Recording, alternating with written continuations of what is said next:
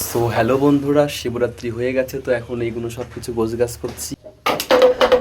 তো বন্ধুরা, আমি চলে এসেছি শিবরাত্রির পরের আপলোড ভিডিও নিয়ে। তো তোমাদের সকলের কেমন কাটলো মহাশিবরাত্রি? তোমরা কে কে পুজো করেছিলে অবশ্যই আমাকে জানাতে ভুলো না যেন।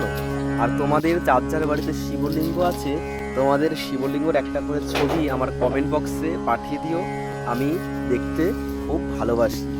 তো বন্ধুরা, এখন চলে এসেছি ফুল পরিষ্কার করার পালার ভিডিও নিয়ে। এই ফুলগুলো পরিষ্কার না করলে খুবই অগোছালো, নোংরা দেখায়, আর ফুলগুলো পচে গিয়ে কালো স্পট পড়ে যায় বিগ্রহের গায়ে। যেহেতু আমার বিগ্রহগুলো পিতলের তৈরি, পিতলের বিগ্রহের ওপর আমি অঙ্গরাগ করে এরকম রূপ এসেছে, তো সেই বিগ্রহগুলো যেহেতু 12 মাস নিত্য সেবা পুজো হবে, সেই জন্য আমি ফুল কখনো রাখি না। ফুল দিনের দিন ফুল পরিষ্কার করে নিই। যেহেতু শিবরাত্রি গেছে, শিবরাত্রির দিন পরিষ্কার করা হয়নি, সেহেতু আমি পরে ফুলগুলো পরিষ্কার করে নিচ্ছি।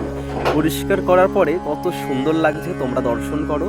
আর এই যে ছোট্ট শিবলিঙ্গ তোমরা দেখতে পাচ্ছ, এই শিবলিঙ্গটি স্বপ্নে পাওয়া শিবলিঙ্গ।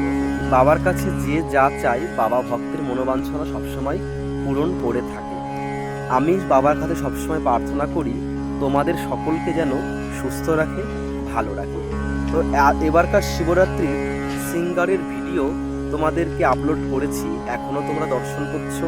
তো সিঙ্গার মানে সাজানো গোছানো কেমন হয়েছে তোমরা জানাতে ভুলো না। তোমরা বন্ধুরা যারা ভিডিও দেখছো তারা অবশ্যই আমার চ্যানেলটিকে সাবস্ক্রাইব করে দাও। একটা লাইক করে দিলে কি হয়, আমি ভিডিও বানাতে আরও মোটিভেট, আরও আগ্রহী, আরও ভালোবাসা আমার জাগে। তো তোমরা অবশ্যই আমাকে একটা লাইক করে দাও আর কমেন্টে তোমাদের মতামত জানাও। এদিকে মা ভবতারিণীর ফুল পরিষ্কার করছি।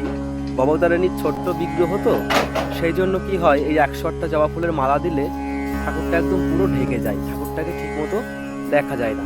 সেই জন্য আজকে মালাটা খুলে দেবো, খুলে দিয়ে মায়ের পায়ের তলায় যে শিলামূর্তি আছে সেখানে মালাটা দেব।